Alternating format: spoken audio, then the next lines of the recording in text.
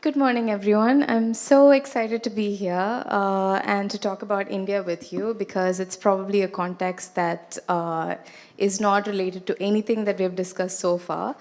So my name is Ankitha, and I represent the Foundation for Community Consensus. I'm here to talk to you today about how participation can happen in a context like India, which is a developing country. It's a very complex country. It's ambitious. It's evolving. It has ambitions about becoming a digital democracy, about being better connected, about even starting to include the participation of people. But it's also a place where participation is still sort of a tricky topic. The people, the adults, I would say, are already a little skeptical about it. They're a little fed up with the establishment, even, I would say. So that's why, so far, I have worked with with young people instead. I wanted to focus on instilling values of public participation in young people first, and that, to me, is probably the best way to move forward towards a more participative democracy in a country like India. So,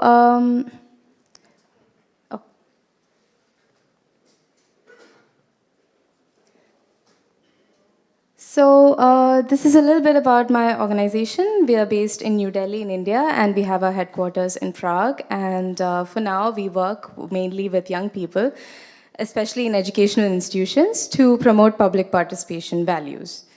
And we do that mainly by promoting an initiative called School Participatory Budgeting, which Tom already explained a little bit about to you. And what it is such a simple process, but so empowering for young people in India, because you get to decide how the financial resources of your school, how the budget of your school is spent according to the needs and priorities that you identify. And that, for young people in India, is a very unique opportunity. And I might as well say, even for adults, it would be a very unique opportunity. So before we get into the experience that I had with school participatory budgeting in India, I'd like to explain to you a little bit about how it happened, because it actually happened over the course of 3.5 weeks.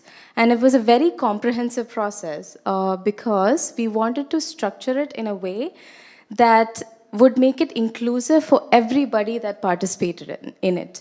Because a question, an issue that happens in India with a country like India is that it has such a large population. It's a booming population. And in that context, right now, a lot of voices are going unheard. A lot of issues are coming up because voices are going unheard. And a lot of people are getting disillusioned with the state and with the establishment. So we structured the process in such a way that there were 3 rounds of voting.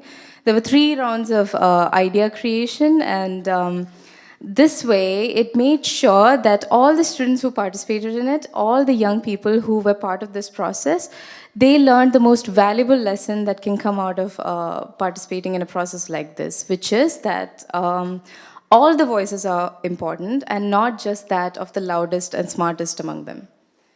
I have to admit that when we were working with these young people, in the first week was one of the most difficult, because we had to explain, even before they talked about ideas at the level of the classroom, that this is an exercise that is unique, and we had to explain also even what the concept of participatory budgeting is.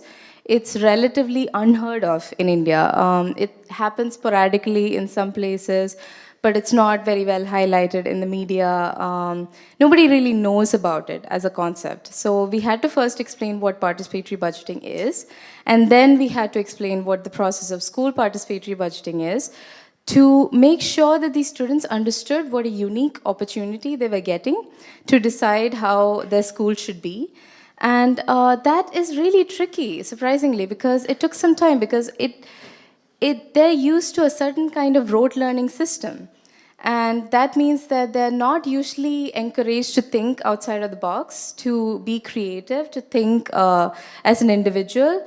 So with this phase, we had to teach them first to let go of their inhibitions and to think about themselves, most of all, as a community, and to be creative about it. So the impact that this phase had, the impact that was brought about when we asked them to do this is, I think, highlighted best in the kind of projects that they came up with, because this was totally unexpected. And this is when even the teachers, who I will admit were a little grumpy in the beginning when we were working with them, because they had to devote a little bit of extra time from an already overburdened, hectic schedule as public school teachers to this. This is when these teachers understood the value of what they were doing and what we were all doing together, and in fact, what the real potential of the students was. And that's when everybody understood the impact of this exercise, because just look at the kind of ideas that these kids came up with. They wanted solar panels for their school so that the school wouldn't have to pay for electricity anymore. They wanted a botanical garden so that the science classes can have a practical aspect to the theoretical class.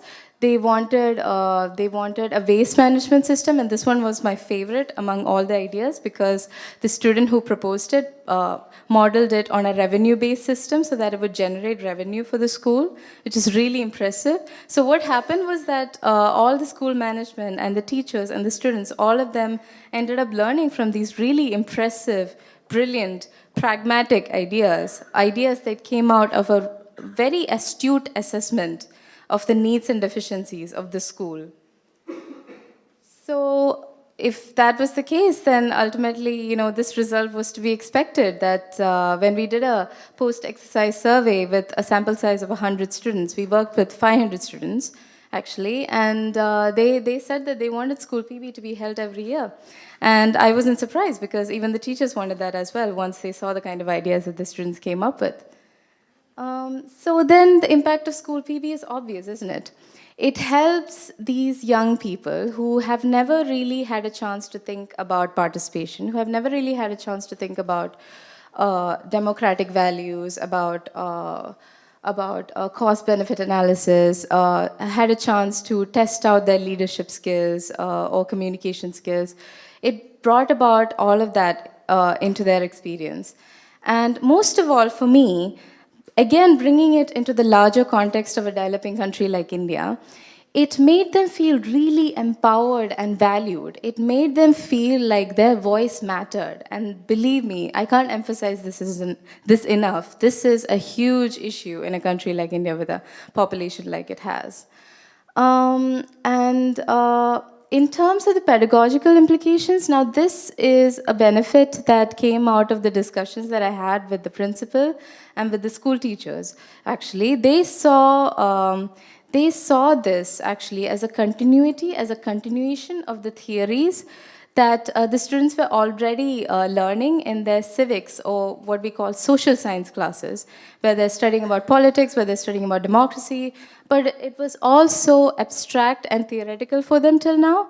And with this exercise, when they got to decide and they got to come together as a community, that's when they realized what it's actually like to function together, to function as a society, and the kind of challenges that it entails, and the kind of impact that it can make if you see yourself as part of a community. And with this experience, I would say that it's never too early to begin thinking of yourself as a community.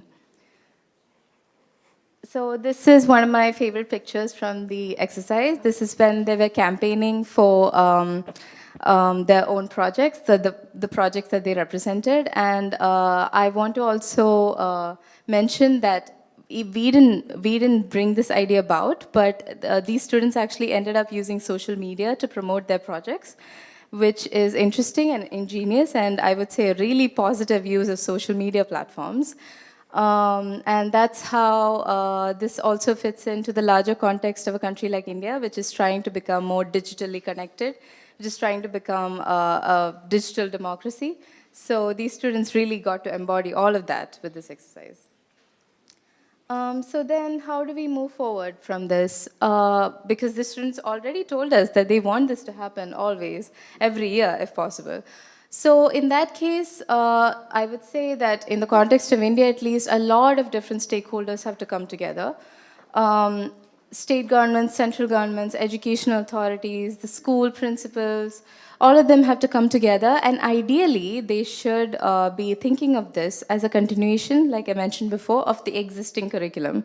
And that's when we'll be able to see these students, these young leaders of today, growing up to actually become real, active, engaged citizens of a young and very ambitious democracy like India. So I'm going to conclude my talk with a short video. It's a 2-minute video. And it's feedback from the people who actually participated in this process. And I have to warn you about the video that it's interviews, so the people are speaking a little fast. So you have to keep up with it. And there are subtitles in English, and I hope the Czech translator can translate it well into Czech. So please enjoy.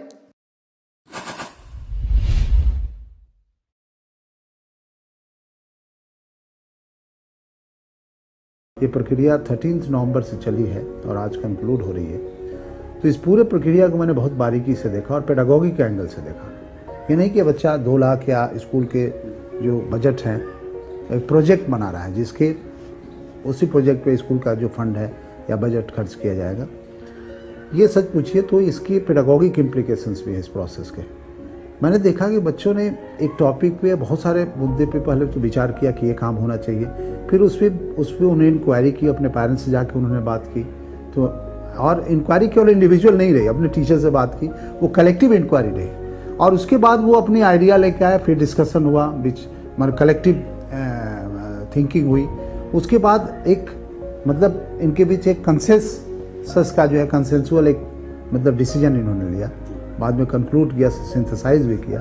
तो एक बहुत बड़ी pedagogy function है ये। जो नए हमारे सामने चुनौती आ रही है उनको कैसे फेस किया जाए, एजुकेशन सिस्टम में जो उसका ढांचा है उसमें सुधार कैसे किया जाए, उसको आधुनिक बनाने के लिए इंटरनेट या नई तकनीक का प्रयोग कैसे किया जाए। इसके अलावा हमारे स्कूल में जो खेलकूद है उसको बढ़ावा कैसे दिया जाए, क्योंकि हम जानते हैं कि खेलकूद का हमारे शारीरिक शिक्षा में एक बहुत बड़ा योगदान होता है, लेकिन उस शारीरिक शिक्षा को इम्प्लीमेंट कैसे किया जाए उसके लिए भी सुझाव आए थे। बास्केटबॉल कोर्ट या फिर हमारे स्कूल का जो भी खेलने का क्षेत्र है उसको कैसे विकसित किया जाए, और उसके साथ जो हमारा कोऑपरेशन होना चाहिए एक शारीरिक शिक्षा का, एक यानी खेलकूद का, और साथ ही हमारी पढ़ाई का जो उसके साथ रिलेशनशिप है उसको कैसे मजबूत किया जाए, इसके लिए बच्चों ने सुझाव दिए थे।